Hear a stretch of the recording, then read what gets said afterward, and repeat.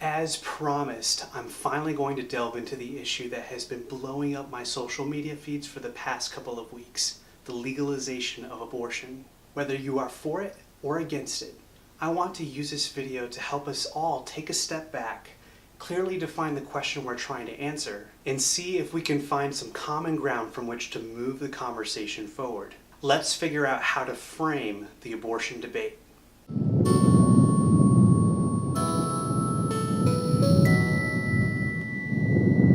Welcome to Bro Willow, the vlog dedicated to honest discussions about the world.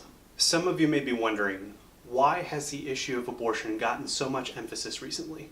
The reason is that 2 weeks ago, the New York State Legislature passed a law that would allow an abortion to occur at any time during a pregnancy, if going through with the birth would put the mother's life or health at risk, or if the baby wouldn't survive outside the womb anyways. It also removed abortion regulations from the criminal code and moved them to the health code, which means that medical professionals who perform abortions in New York don't have to worry about criminal prosecution. Of course, this is seen as a victory for abortion advocates and a cause of outrage for those against it. People all across the United States are divided on this issue. Back in May 2018, the governor of Iowa signed a law prohibiting abortions in her state if a fetal heartbeat could be detected. On the same day that the New York law was passed 2 weeks ago, an Iowa judge ruled the heartbeat law unconstitutional.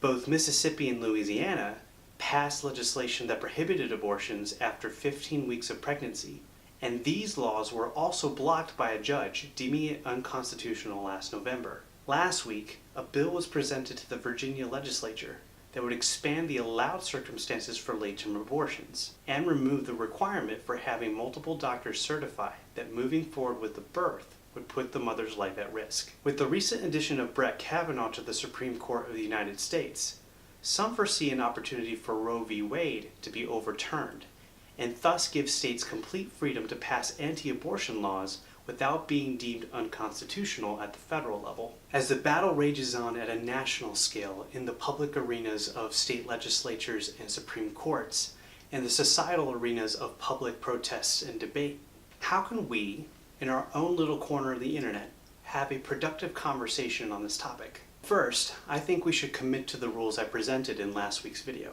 We should stay calm, listen to each other, and keep an open mind. And then, before we start debating about anything, we need to make sure we're clear on what we're debating about. What is the question we're trying to answer? The starting question is not, should women have rights over their own bodies, or is abortion immoral? Answering those questions won't settle the matter. These questions might come up during our discussion, but they don't capture the heart of the national debate on abortion. Instead, this should be our starting point. In what conditions should society prohibit a woman from choosing to have an abortion? Let's unpack this question to see what it means for us. The last part of the question focuses on the situation in which a woman wants to have an abortion. I would venture to say that the vast majority of us would already agree that performing an abortion on a woman against her wishes is wrong. It also intentionally doesn't mention the reasons why the woman desires an abortion. That means we can consider all the various reasons a woman might have, including the case where there's no reason at all. Secondly, the question wants us to define the role of society or government in this situation. What we are trying to figure out as a society is what the rest of us should do when we know that a woman wants to have an abortion. What kind of laws, if any, should be put in place? Take note that the question doesn't directly address what women should choose or not choose, even though the morality of the decision can definitely be part of the conversation.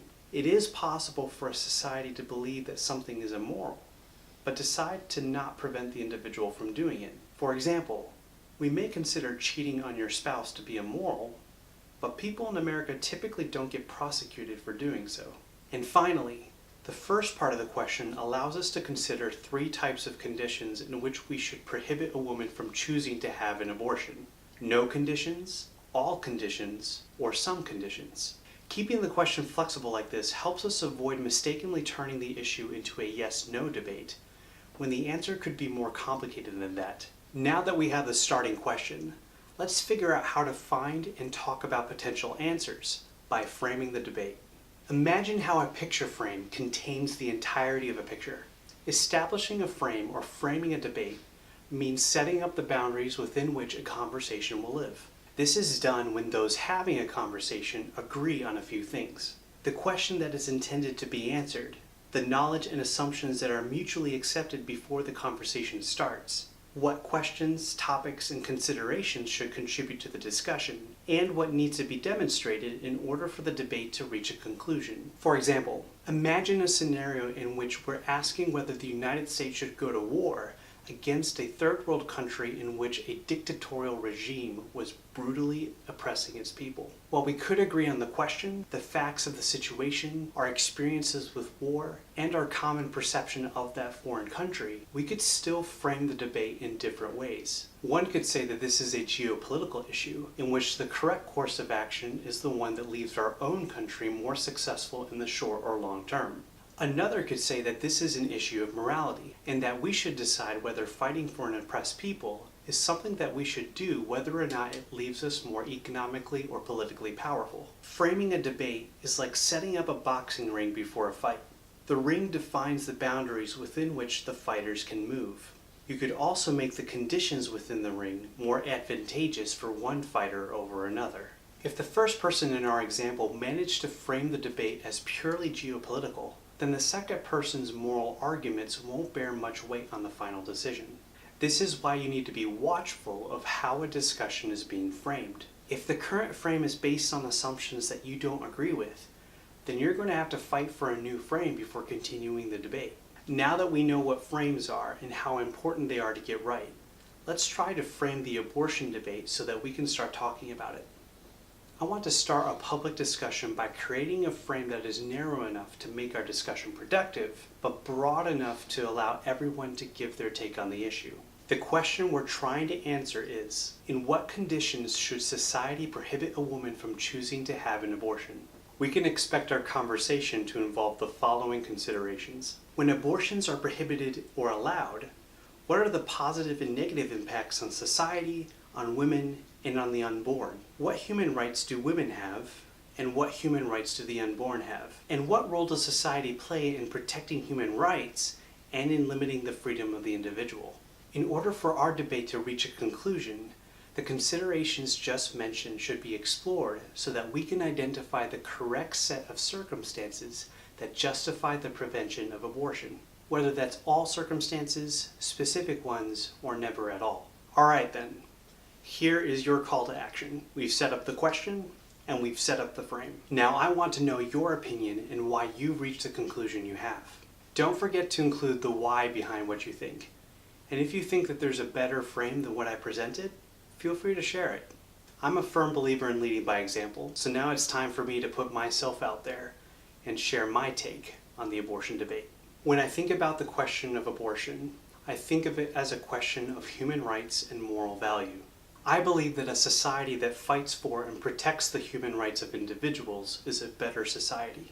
It is within the role of society and government at large to reasonably limit the liberty of individuals in order to prevent their actions from infringing on the human rights of other individuals. Women have human rights that should be protected. Ladies, you have the right to be heard, the right to be judged, treated, and rewarded according to your true capabilities and the quality of your real character. And you have other rights, like the right to education, the right to physical autonomy, and the right to life. You are also very unique. Many women, tragically not all, have the miraculous ability to have another human being grow within them until that human being is ready to be birthed into the world. This is something that men can't experience for themselves or fully understand what it feels like.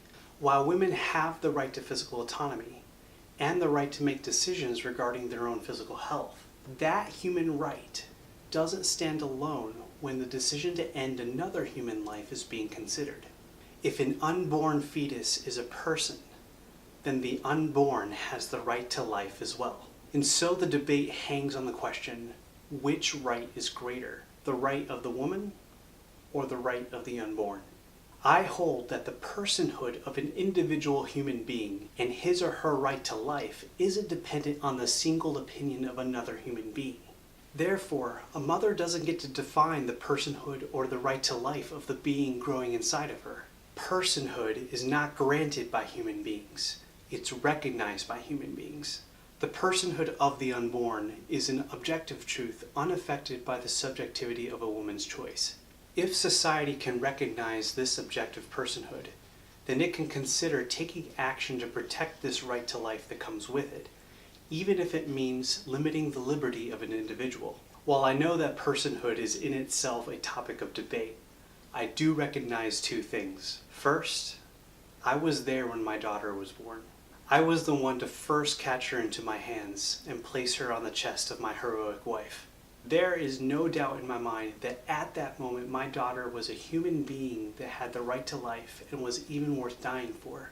I also know that there was nothing special about her coming out into my hands that gave her those qualities. She already had them before she was born.